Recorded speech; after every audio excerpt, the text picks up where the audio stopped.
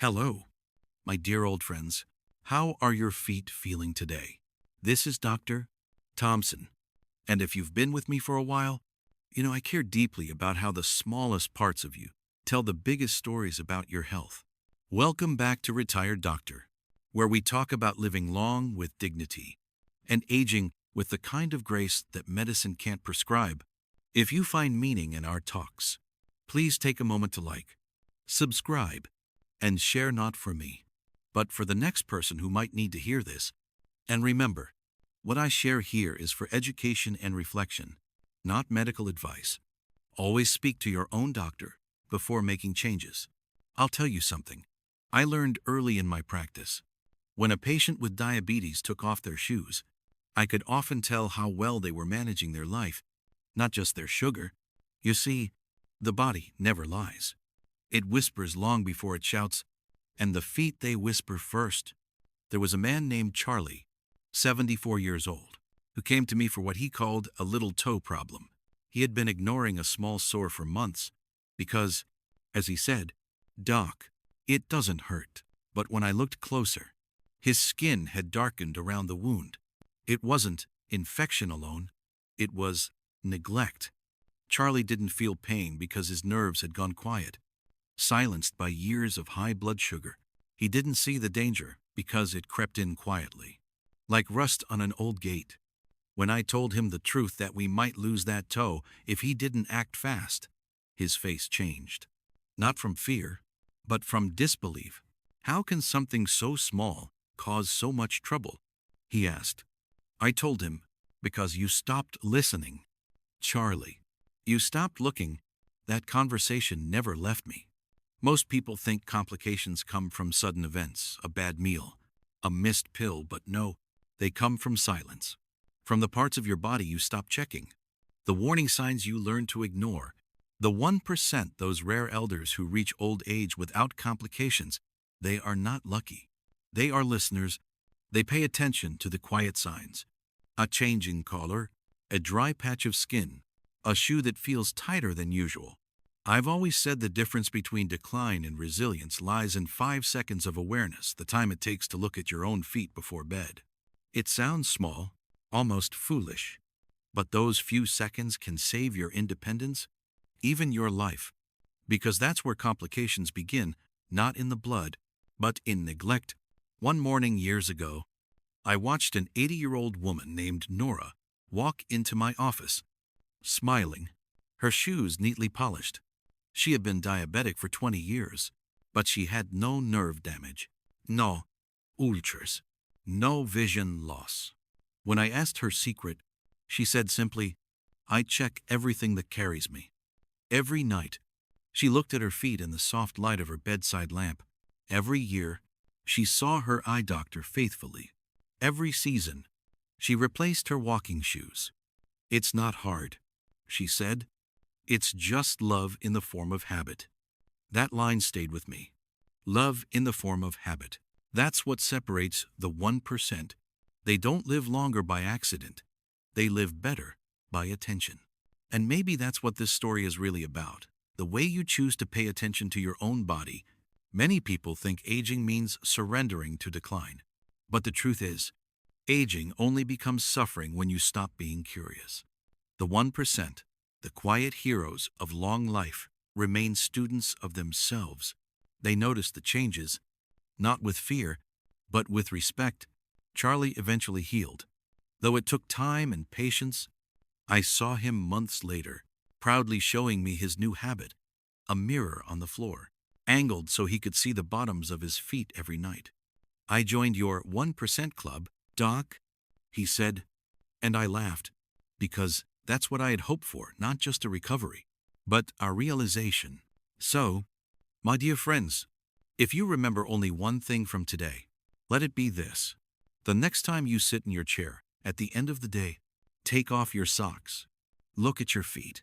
Touch them. Thank them. They have carried you through every season of your life. They've never once asked for your attention, but they've earned it. That's where it begins. Not with medicine, not with machines, but with awareness. That's what the 1% know. Health is not the absence of illness.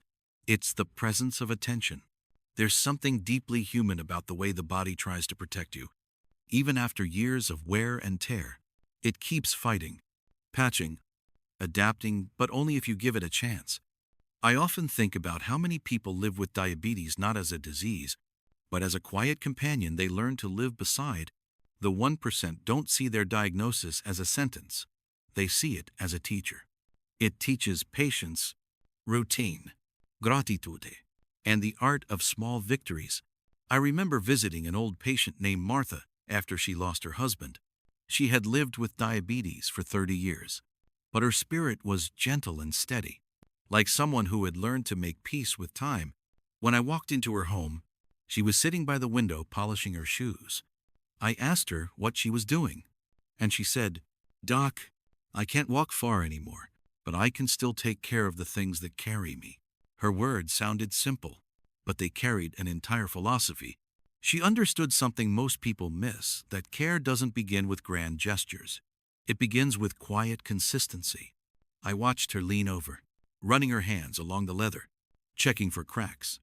Then she said softly, "I talk to them sometimes. I thank them for another day of holding me up."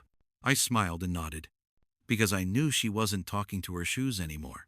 She was talking to her body, forgiving it, honoring it. That's the kind of grace that keeps people alive long after medicine stops working. Diabetes complications don't come because the body hates you. They come when the dialogue between you and your body breaks down. When you stop checking your feet, it's not neglect, it's silence. The 1% never let that silence win. They keep the conversation going every day.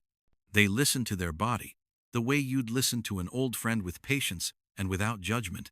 Many of you may think it's too late to start caring this way. Maybe your eyesight isn't what it used to be, or your hands shake too much to check your feet. But that's the beauty of being human. You're never alone in your care. You can ask your spouse, your child, your neighbor to help. There's dignity in asking. Connection is medicine. 2. The 1% don't isolate themselves in pride. They invite help in humility. Once, in a small town clinic, I met a man named Joseph who had already lost vision in one eye. When I told him to schedule regular eye exams, he sighed. "Doc, what's the point? I can't change what's gone." I told him, "No, but you can protect what's left." He looked at me, silent for a moment, then whispered, "That's something I can do." Months later, his other eye remained strong. He told me, "It feels good to do something for myself again." That's what this part of the journey is, learning that it's never too late to do something kind for your body. You can't rewrite the past, but you can still edit the present. And every small edit, checking your shoes, trimming your nails carefully, scheduling your next eye exam, keeps your story moving toward life, not loss. When people talk about diabetic complications, they often picture hospitals, wounds, and pain, but the real story is much quieter. It's in the morning when you sit on your bed and look down at your feet, or in the afternoon when you decide to walk around the house instead of sitting all day. It's in the choice to wear the shoes that fit well instead of the ones that hurt but look nice. Each small decision says, "I'm still here, and I still care." Sometimes I think aging itself is a practice of gentle rebellion, a way of saying to time, "I may be slowing down, but I am not giving up." That's the essence of the 1%. They are not superheroes. They are gardeners. They tend to themselves daily, pruning, watering, watching, forgiving. Their strength lies not in avoiding decay, but in carrying through it. Aging with diabetes can feel like walking on a narrow bridge, but you learn balance over time. You notice which foods make you tired, which days you need to rest, which shoes your body thanks you for, and one morning, you realize it's not about fighting your condition, it's about walking with it. Slowly, mindfully, with gratitude. When I see my older patients, I no longer focus on numbers, not blood sugar charts, not blood pressure readings. I focus on the light in their eyes when they talk about what they still enjoy. A cup of tea, a short walk, a visit from their grandchildren. That joy is what keeps them balanced.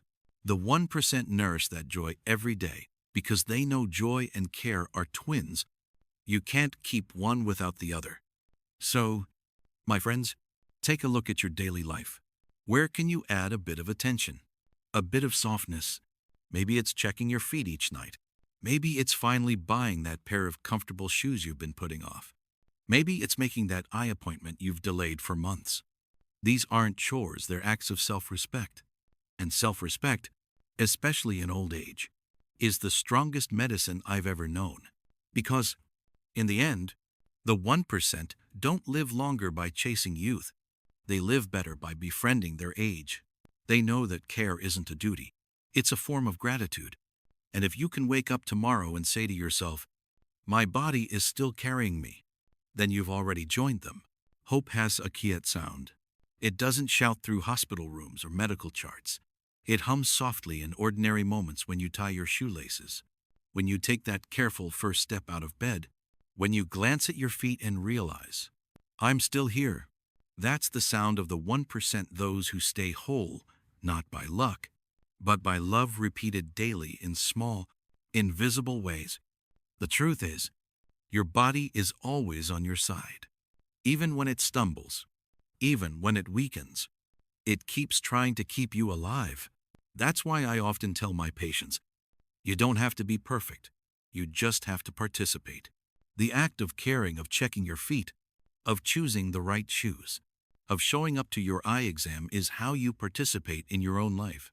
Every small act of care is a conversation with your future self.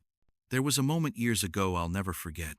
I had a patient named Leonard, 82, who came in every month with a handwritten note.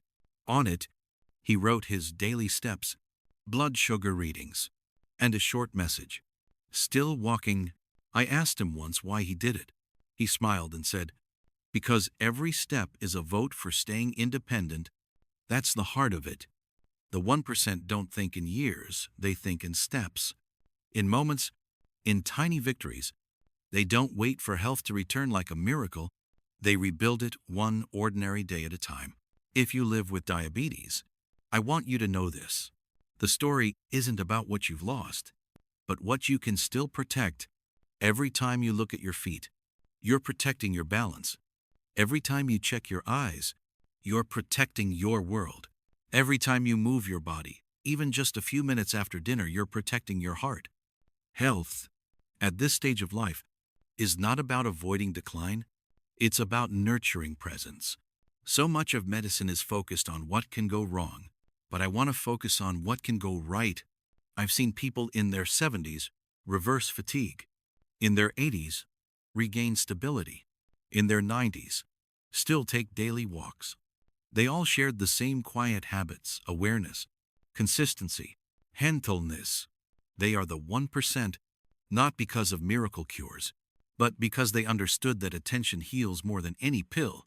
Maybe tonight, before you sleep, you'll take off your socks and look down for just a moment. You'll see the lines, the spots, the stories written on your feet. They've walked every mile of your life with you. Say thank you. That's not a sentimental act, it's a powerful one. Gratitude awakens care. Care prevents decline. And that's how hope works. Not in grand gestures, but in quiet repetition. If you've ever felt tired of managing your condition, I understand. But remember, your body is listening. When you take one small step toward it, it takes 10 toward you. That's the miracle of being alive this long. You can still choose, still act, still improve. The 1% are proof that health is not about luck or youth. It's about the courage to keep caring. Even when it's hard. I'm 85 now, and my hands aren't as steady as they used to be.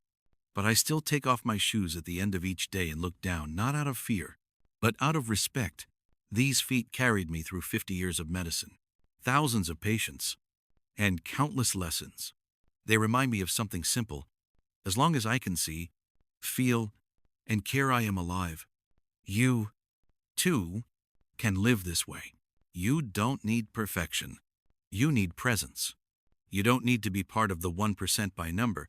You only need to live like them, with quiet devotion and daily gratitude. That's what keeps the heart steady, the body strong, and the spirit light. If there's one thing I hope you carry from this story, it's that healing doesn't come from fear, it comes from care. The 1% who avoid diabetic complications are not superhuman, they are consistent. They check their feet each night, keep their shoes clean and fitted, see their eye doctors on schedule, and move their bodies gently every day. They know that prevention begins with attention, and attention begins with love. So start tonight. Take a moment for yourself. Look, listen, got it? Eat with awareness, walk with gratitude, rest with intention. These are not chores, they are forms of grace. This is Dr. Thompson, and I thank you for sharing this time with me. May your days be steady, your steps gentle, and your spirit calm. Take care of the body that has carried you this far, and it will carry you a little farther still.